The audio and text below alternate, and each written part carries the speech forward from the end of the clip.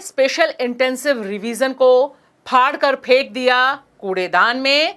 यह सब कुछ हुआ देश की संसद के परिसर में।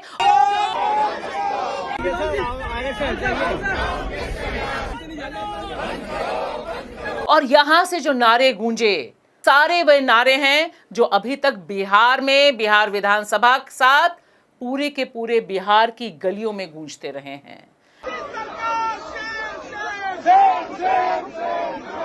यानी लड़ाई और तीखी हो गई है, क्योंकि इसी बीच चुनाव आयोग ने यह भी स्पष्ट कर दिया है कि special intensive revision of voter list वह सिर्फ बिहार नहीं, पूरे देश में करने जा रहा है और इसका शेड्यूल जल्द ही जनता जनार्दन के सामने होगा। और देश की संसद हो या बिहार की विधानसभा, वह दरअसल विपक्ष का प्रोटेस्ट स्थल बन गया है। और इसके लिए मोदी तंत्र का थैंक यू बनता है, क्योंकि जिस तरह के नारे, जिस तरह के क्रिएटिव प्रोटेस्ट देश की संसद के भीतर हो रहे हैं, बिहार विधानसभा के भीतर और बाहर हो रहे हैं, वह बता रहा है कि अभी देश में, लोकतंत्र में विपक्ष जिंदा है। तरह से चुनाव आयोग अभी खत्म नहीं हुआ है एसआईआर का 1 महीना, लेकिन उसने जो आंकड़े रखे हैं वह ध्यान देने वाले हैं कि 21.6 लाख वोटर मर चुके हैं, 31.5 लाख वोटर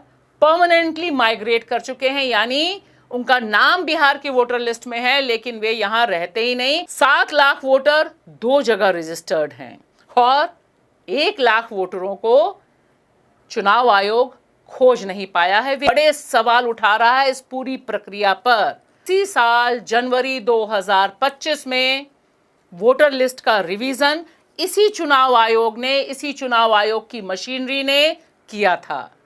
तब ये तमाम लोग कैसे उन्हें मिल गए थे, क्यों नहीं इनके खिलाफ कार्रवाई हुई थी? फिलहाल अभी तक उसने यह नहीं बताया है कि घुसपैठिए कितने हैं, लेकिन सूत्र और मूत्र के हिसाब से खबरें मीडिया में प्लांटेड की जा रही हैं। पूनम अग्रवाल जो एक यूट्यूबर हैं, जर्नलिस्ट हैं और चुनाव की प्रक्रिया पर यह जो एनालिसिस पेश किया है, 1 महीने में बिहार में इलेक्शन कमीशन ने पाया है कि 21 लाख से ज्यादा लोग मर चुके हैं। तो ये डेटा उनको कैसे अब मिल रहा है और समरी रिवीजन के टाइम कैसे छूट गया?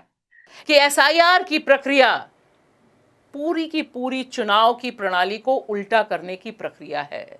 अभी तक मतदाता सरकार को चुनते थे और अब सरकार बहादुर चुनाव आयोग के साथ मिलकर अपने मतदाताओं को चुन रही है।